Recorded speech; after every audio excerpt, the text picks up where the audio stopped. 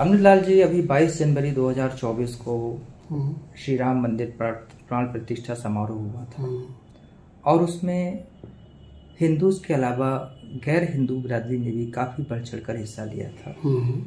मुस्लिम बिरादरी में खास तौर से पसमानदा मुस्लिमों ने इसका सम्मान किया था, बल्कि उस कार्यक्रम के दौरान अयोध्या में उनकी टीम भी वहाँ पर रही श्रद्धालुओं के सम्मान के लिए, स्वागत के लिए। आप इन सब चीज़ों को किस नज़रिए से देखते हैं? राम जन्मभूमि प्राण प्रतिष्ठा समारोह में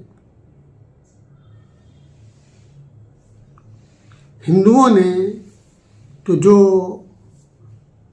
बढ़ चढ़कर हिस्सा लिया, इसी के साथ साथ एक मुस्लिम संगठन, मुस्लिम पसमानदा समाज ने भी उसमें एक गंगा जमनी तहजीब का एक इजहार किया। उन्होंने उसको सहयोग करके, उसका समर्थन करके अपनी टीम को वहाँ लगाकर ये साबित किया कि हम वाकई में भारतवासी हैं, भारतीय हैं और एक हैं। आपस में भेदभाव विवाद की स्थिति नहीं होनी चाहिए। इसमें मुस्लिम पसमानदा समाज की हरियाणा की अध्यक्षा श्रीमती रोमा अनवर ने जब उन्हें प्राण प्रतिष्ठा समारोह के पत्रक दिए गए, तब उन्होंने जो अपना एक गंगा जमनी तहजीब का जो अपने विचार रखे, उसका मैं तहे दिल से स्वागत करता हूँ।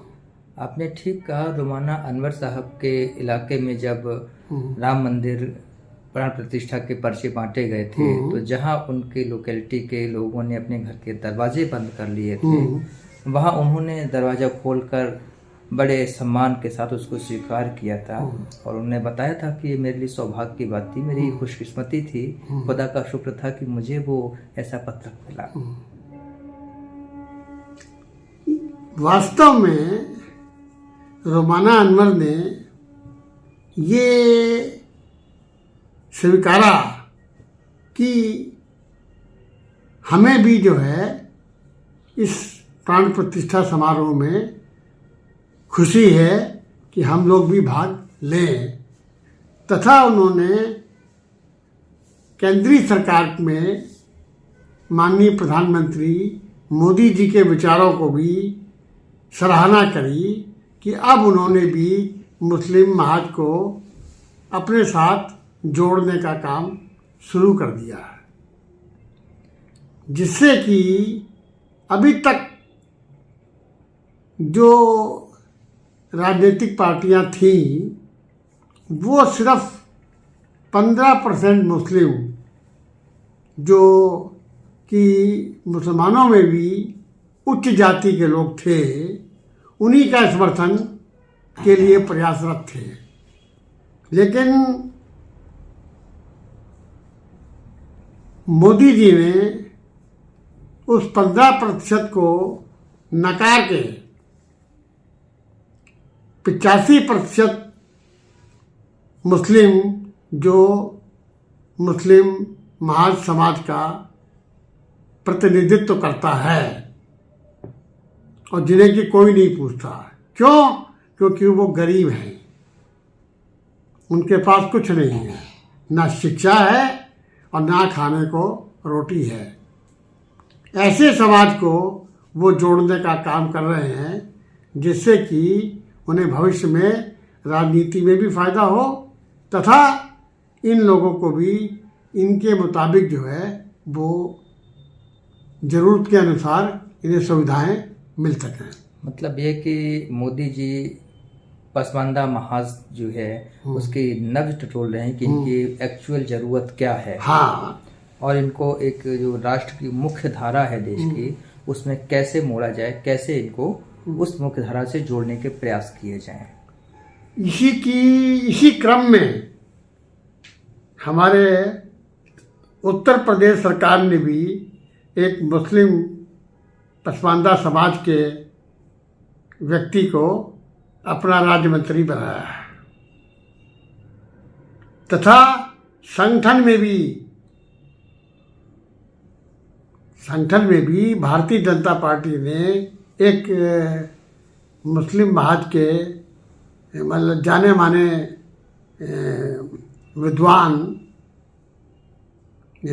तारिक मंसूर, जो कि अलीगढ़ मुस्लिम यूनिवर्सिटी के वाइस चांसलर हुआ करते हैं, उनको भी राज्य विधान परिषद में भेजा तथा उनको भारतीय जनता पार्टी का इन्होंने राष्ट्रीय स्तर पर उपाध्यक्ष बनाया।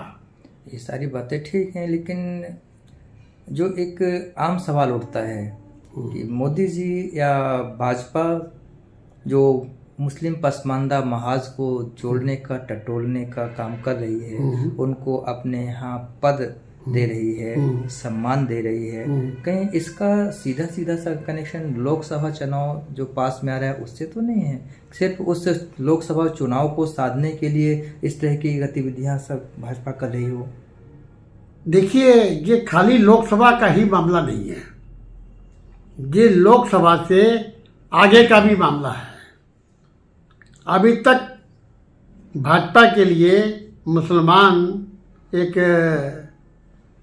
छुआछूत की तरह था। अब मोदी जी ने इस समाज को अपने साथ छोड़ के ये दिखाने का कार्य किया है कि नहीं, अब हमारे यहाँ कोई छुआछूत नहीं है। जैसे हम हिंदुओं को प्यार करते हैं वैसे ही मुसलमानों से भी प्यार करते हैं। लाइक जो प्रिजुडिस एक पूर्वाग्रह बना हुआ था मुस्लिमों के बीच कि भाजपा हमारी दुश्मन है, हमारे खिलाफ ही रहेगी, और भाजपा में भी था कि नहीं, इनसे हमें मतलब नहीं, इनको दूर रखना है। आज वो जो दोनों दीवारें थीं, वो जो चेन्स थीं, जो प्रिजुडिस को खत्म किया गया प्रयास चल रहा है, तो इसका तो फिर दूरगामी असर देश पर पड़ना चाहिए। पड़ेगा। भाजपा के इस दृष्टि का आने वाले सालों में एक बहुत बड़ा प्रभाव पड़ेगा।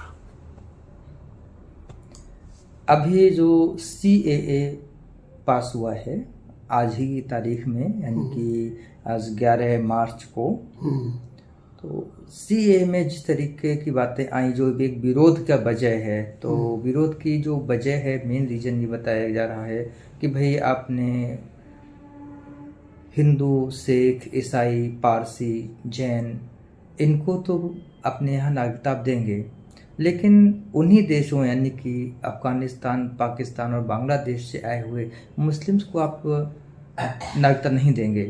क्या इस चीज़ का बुरा असर, इस चीज़ का नेगेटिव इम्पैक्ट, इस ये जो मुहिम चल रही है पसमानदा और भाजपा को जोड़ने की, इस पर पड़ने की कहीं गुंजाइश आपको लगती है?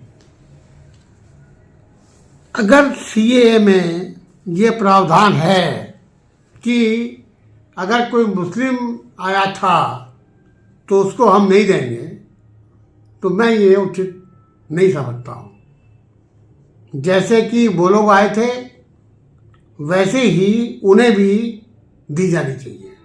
यहाँ पे सरकार का जो एक तर्क है वो कहती है कि पाकिस्तान, अफगानिस्तान ये मुस्लिम देश हैं, तो वहाँ से मुस्लिम उत्पीड़ित होके भारत में गैर मुस्लिम देश में आए, ये चीज़ कहीं तक व्यावहारिक नहीं लगती है।